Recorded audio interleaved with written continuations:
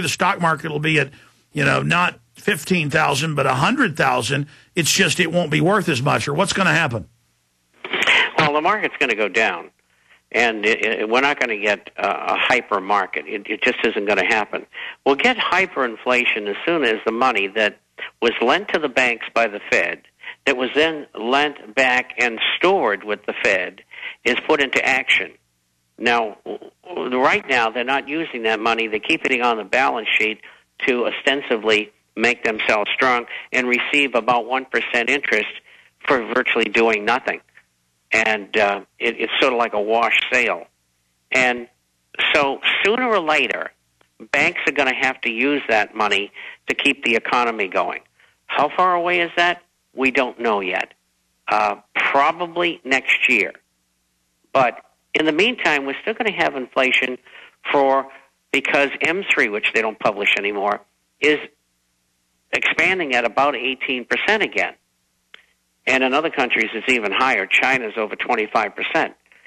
And that money and credit that's being expanded by many major governments is going to cause ongoing inflation.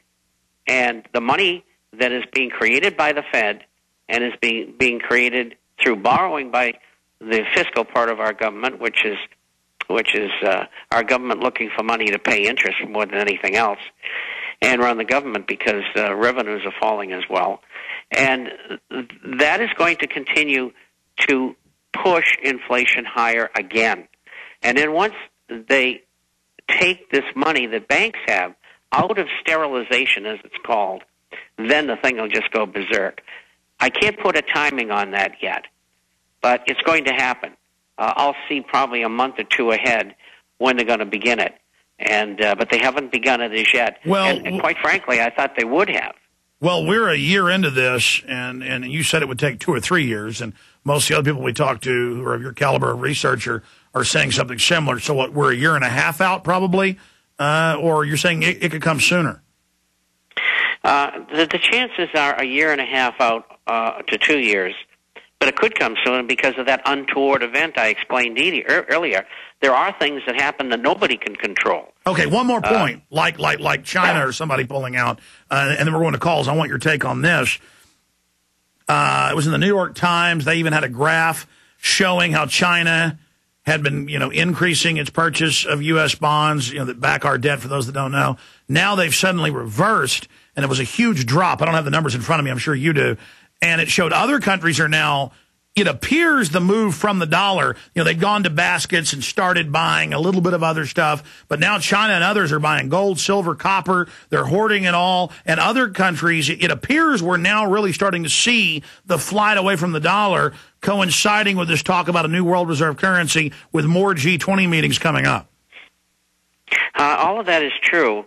And actually, it's a flight from all currencies. Because in Europe, you have people buying gold coins and bars, and they're not dealing in dollars, they're dealing in euros. So you're seeing a flight to quality from all currencies, small at this time, but it'll grow larger. And that'll happen in an evolutionary process because all of the major countries, G20 and more, are making the same mistakes that we are, grasping at straws because the politicians don't want to be around when the bottom falls out. So the Indian government, the Chinese government, the Russian government, the Japanese government, they're moving into precious metals across the board, including industrial metals like copper. You can just Google governments buying copper, and it's a run on copper.